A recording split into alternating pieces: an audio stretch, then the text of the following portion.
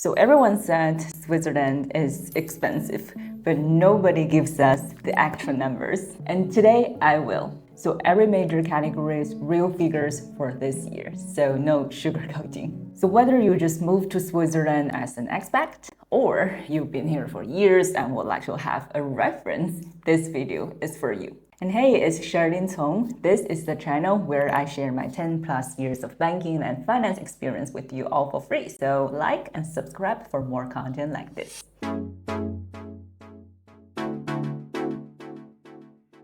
So first thing, let's talk about housing. I think for most people, it is the single highest expense. So for example, in Zurich or Geneva, a one bedroom or what locals call a 2.5 room apartment, I would say it costs around 2,000 to 2.5 per month. And if you want a 2 bedrooms, it's probably like 3 to 4,000 Swiss francs. So move slightly outside the city, I would say Winterthur, Lausanne, and you can find probably a 1 bedroom for 1,500 to 2,000. And before you even move in, you also need a deposit, right? Usually 2 to 3 months of rent and in cash. So that means before you unpack a single box, you probably need 4,000 to 6,000 ready. And but deposit is eventually still your money, right? And in cities like Zurich or Geneva, the housing market actually remains heavily landlord driven. What does it mean?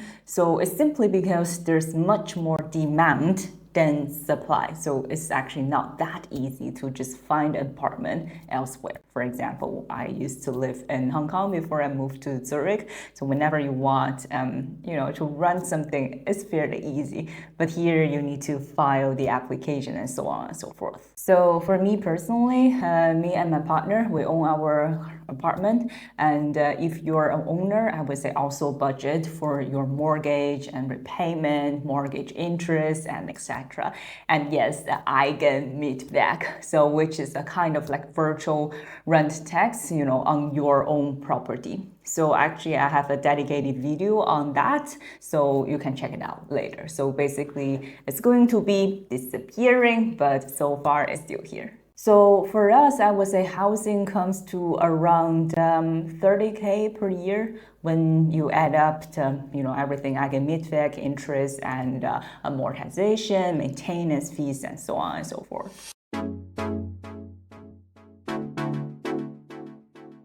And now let's talk about taxes. So I would say it's number one thing people underestimate when they first move to Switzerland. So taxes here are not that simple. So they vary by canton, by commune, and by your marriage status as well, and by your permit type as well. So actually most expats with, for example, with a B permit, you're untaxed at source if your income, hasn't reached to a certain level. So in Zurich, for example, so this applies if your income is below 120K per year, and the tax gets deducted automatically from your salary each month. And the rate, so it's progressive, right? So if you calculate it, by total, I would say it could be, anywhere from 15% to 35% or, even more depending on your income and where you live. So French-speaking area, in Switzerland tends to be a little bit more expensive than German-speaking area.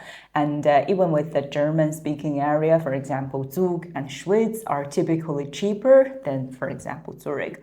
So this is why where you choose to live is actually not just a lifestyle decision. It is kind of like a financial decision as well. So for Swiss locals, so C permit holders or expats earning above the threshold, that's what we're talking about, like 120K, right? Or whose spouse is a Swiss, for example, you file tax return at the year end. And just to give a rough idea that a single person earning 150K living in Zurich, I would say can expect to pay around 20% to 30% in total in income tax.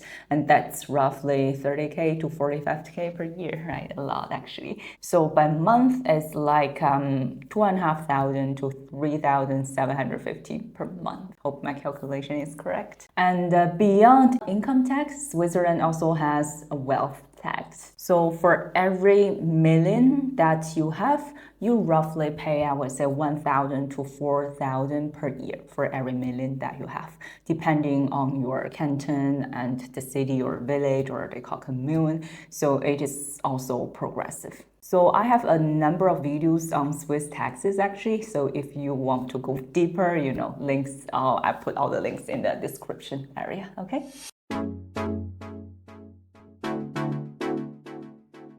And now let's talk about social deductions, the 3 pillars. So this one surprises almost everyone who hasn't worked in Switzerland before. So before you even see your salary, a portion is already gone. So pillar 1, the state social contributions. So here it includes a half-hour, they call AHE, state pension, so around 5%, 5.3% so of your gross salary. And then there's IV, called disability insurance. It's around, I think you can check the latest numbers, around 0.7%. And then the last one, ALV, is called unemployment insurance. It's around another 1% or 1.1%. And pillar 2, it's also called your occupational pension, or BVG. So your employer contributes too, but your share still comes off your paycheck, from your paycheck every single month. So depending on your age and salary, that can range from, I would say, a few hundred to over like 1,000 or more per month. So I would say combined, pillar 1, 2 contributions can take roughly like 10% to 20% of your gross salary. So if someone earns about 10K gross per month, their actual take home, probably is typically somewhere between 8,000 to 9,000 probably.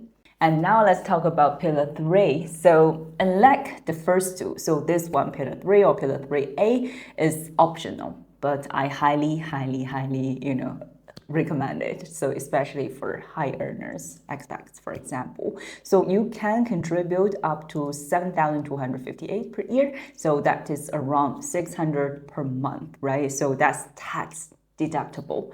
So one important thing is I want you to really know is these contributions, especially pillar 2 and 3, so are not gone forever. So they are your money, right? They are your assets. They're part of your long-term wealth. So actually, to some extent, it's also unfair to say it is your expenses, because it's kind of like your investment, your assets as well, right? So since I am a finance specialist, in Switzerland, so if you are wondering how to make all of these work together, your tax, your savings, the overall investment system, actually I have a free investment class for you. So just to let you know that I share basically 5 simple steps to grow a large portfolio, but especially for expats in Switzerland with no finance background. So the link is below. You can come and join us. So the next topic I want to talk about is utility. So I would say it's really easy to forget until the first bill lands in your hand. So if you rent in Switzerland, you're typically responsible for electricity, water, internet, and your mobile plan. So for a single person, I would say budget around 200 to 400 per month. And if you are a couple, you can share costs like internet and electricity, so which brings it down nicely, separately, right? So internet runs around, I would say 40 to 80 per month, depending on the provider. And we have, for example, Swisscom, Salt, Sunrise, and mobile plan. So if you shop around, I would say 20 to 50 per month is very achievable. So mine is actually less than 30 francs. So my advice is that don't just go with whatever your building recommends. So spend probably 20 minutes comparing options. So it's totally worth it.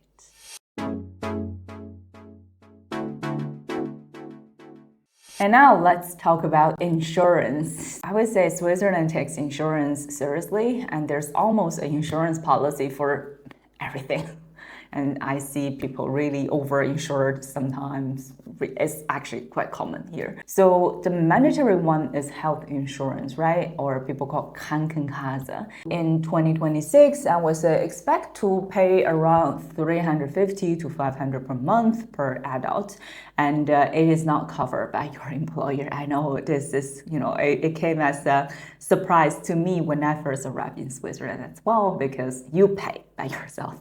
And beyond the basic plan, I personally also have a supplemental health insurance for those, I would say, who go to the gym, who do massage, who want regular health checks. So a lot of that is actually covered under the right supplemental plan.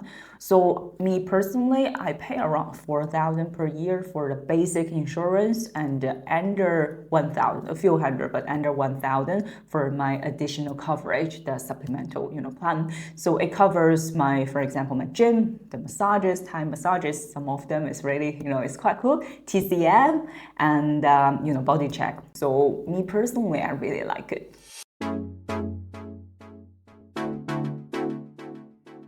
And now let's talk about food and eating out. So this is the category where lifestyle costs quietly. So a weekday lunch at a restaurant, I was easily 20 to 30, right? And dinner out with a friend, I would say 50 to 80 per person, sometimes more, right? Depends on what you eat. And a coffee on the way to the office, probably another 5 to 6 francs, right? And eat out a few times a week, and you can spend, I would say, 1,000 to 2,000 a month without feeling like you're doing anything, expensive or anything extravagant. So my personal rule is, for example, me and my partner, we try to cook at home most of the week now. And I used to eat out a lot more when I was back in Hong Kong, and when I've actually first arrived in Switzerland, because I, wasn't really adapted to this new environment yet. So I would say, that shift alone, cooking by yourself, I would say free up hundreds of francs a month, if not thousands for some people. So it sounds like, it sounds small, right? But over a year, it's really significant. And for groceries, we go to Migros or Gulp about 2 to 3 times a week. So spending around 100 each visit. So that's roughly 1,000 per month, right? For 2 persons. So, or about 500 per person. So I would say if you live, for example, near the German or French border, cross-border shopping is actually in Switzerland, it's completely normal. And people drive across specifically, for cheaper, grocery prices. So you can easily bring that, for example, 500 down to 200 or 300 per month.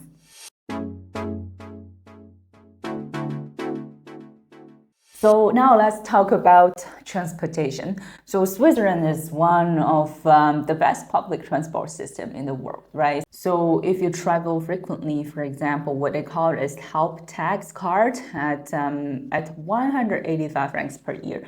I would say that gives you almost 50% of almost all public transportation tickets, right? So for example, if you both live and work in one city, for example, in Zurich, budget around 88 per month with the help tax, right? So thinking about a car, so you should also factor in parking insurance, road tax and fuel or electricity. So add it up, it could be a lot higher. And here in Switzerland, you need to change tires, during winter and summer. So it's also costs. So, and it varies significantly. So it also depends on what you drive, right? So for example, if you drive a Ferrari or a small Toyota, so I will not here, for example, give a specific number, like how much it will cost if you own a car. So definitely, I would say it will be a lot more expensive than public transportation.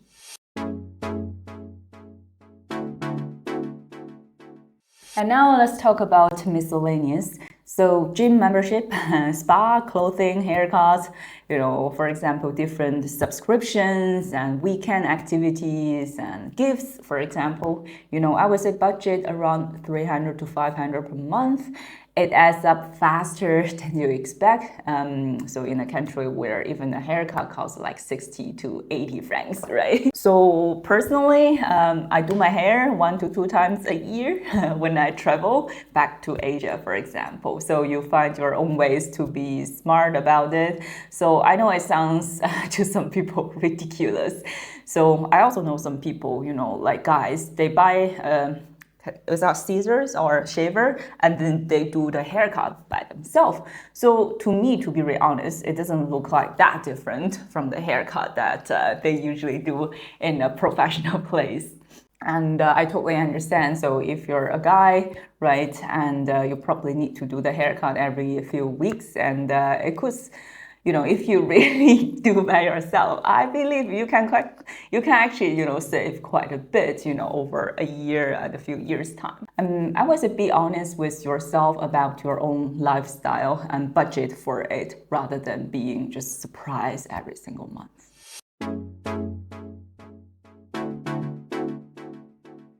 So what does the total, I would say, actually look like?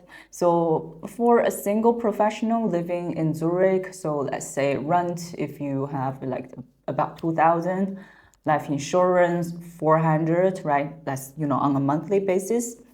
And utility, for example, 200, and food and eating out, 800, transportation, let's just put 100, right? And some others like miscellaneous, I would say 400. So monthly living cost, that's roughly 3,900, I just did a calculation, or 46,800 per year. So now, if you're single and earning around, for example, 150,000 per year in Zurich, for example, and you need to do the social deductions, like 3 pillars, pensions, right? Roughly 25K, and income tax, roughly 30K. So that leaves around 95,000 before living costs, right? So you deduct those 46,800 in living costs, you still have around, let's say, 48,000 per year, and that is 4,000 per month. So in my personal view, that is really a meaningful amount of money. But here is the truth. So a lot of people I know in Switzerland, expats and locals alike, are not investing that difference. It just disappears, like holiday, dining, shopping, travel. And 5 years later, for example, when they look at their savings and feel like they have nothing to show for it. That really, that really breaks my heart. So as a finance or banking professional, because Switzerland is really genuinely one of the best environments in this world to build real wealth, high salary, stable currency, a pension system that actually works, but none of that matters if you don't have a plan. So like I mentioned, I've put together actually a free investment class for busy professionals in Switzerland with no finance background. So inside, actually, I share my simple 5 steps to grow a large portfolio, the exact framework I use to go from 500 to over 1 million investment portfolio. So no jargon, no pressure, just a clear, practical system that works here in Switzerland for you. So the sign up link is below in this video. Spots are limited, so I will see you inside, my friend.